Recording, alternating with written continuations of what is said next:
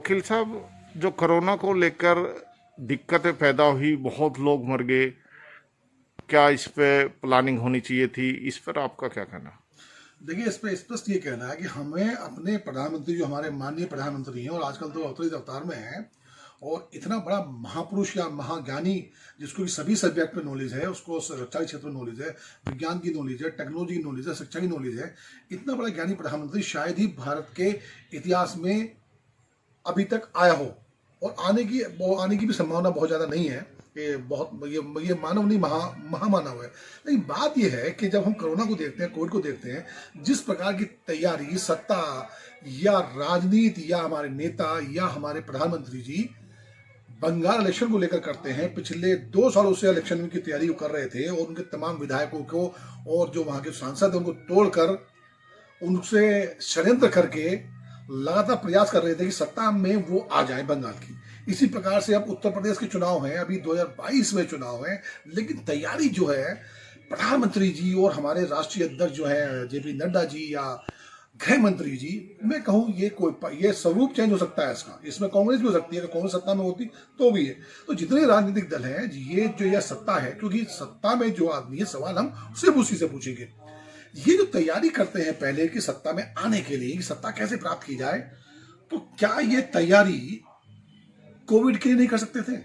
जब पूरे विश्व में महामारी फैल रही थी, इनको पूरा समय मिला था, पूरा इनको समय दिया गया था, तो उस समय अगर तैयारी कर लेते तो आज जितनी भयावह स्थिति हिंदुस्तान की है, जितनी भयावह मौतें हिंदुस्तान में हुई हैं, तड़प तड़प कर हुई हैं, लोग मरे हैं, ये स्थिति शायद नहीं हो पाती।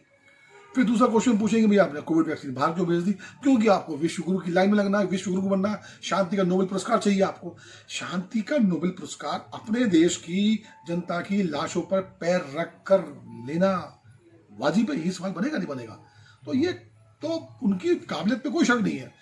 टाइमिंग देखिए, आप सत्ता का टाइमिंग देखिए सारा। अब बंगाल इलेक्शंस की हम बात करेंगे तो बंगाल इलेक्शंस में जितने भी भाजपा के लोग थे, तमाम जो है बंगाल में जाके अपनी रणनीति और राजनीति करने लगे। तो इतनी अगर ताकत ये लोग यहाँ लगाते, या मैं उत्तर प्रदेश की बात करूँ, हम उत्तर प्रदेश से हैं, यहाँ के जो मुख्यमंत्री हैं वो अपनी ताकत केंद्र के साथ मिलकर इसको रोकने में लगाते, जिला पंचायत चुनाव नहीं कराते, तो शायद इतनी भयावह स्थिति उत्तर प्रदेश की नहीं हो पाती कि गंगा में लाशें तैर रही हैं, कुत्ते नोच के खा रहे हैं। तो ये स्थिति नहीं हो पाती ना।